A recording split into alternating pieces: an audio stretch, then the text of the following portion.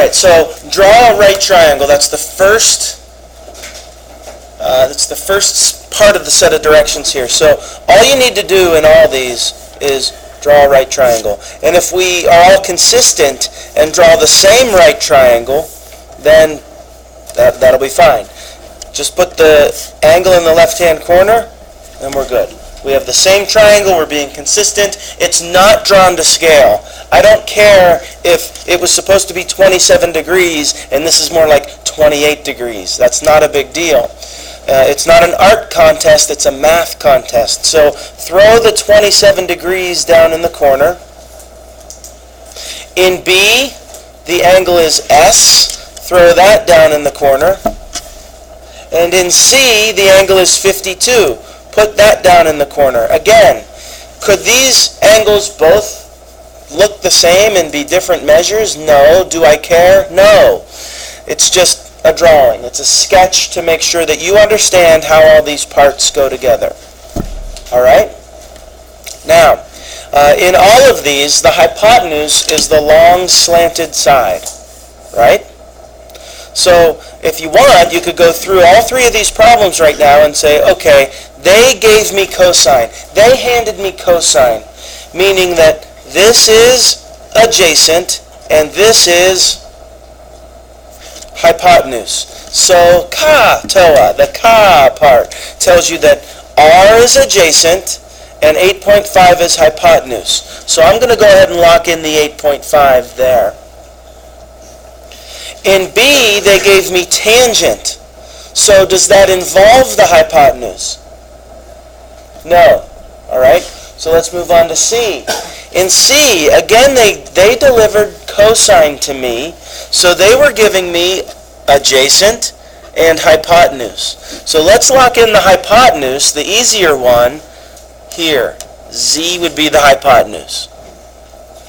Now, if they're giving me cosine in C, the adjacent side is right next to the angle. So that's your Z minus 3.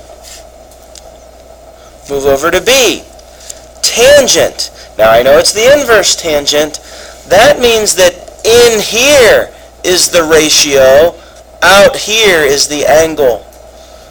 The inverse tangent solves for the angle. Which one is tangent? O, A, or Oa? Oa. So 9 is opposite the angle, and 10 is adjacent to the angle. This is the angle that we drew. And then finally in A, it was the cosine of 27, so the adjacent side, R, is right here. So we have the drawings for all three of them.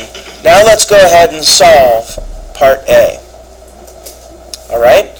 And all it is multiply both sides by 8.5 equals R. Okay, so we had the cosine of 27 equaling R over 8.5. Multiply by this denominator to get rid of it. So 8.5 times the cosine of 27, if you're in the right mode, you should get 7.6.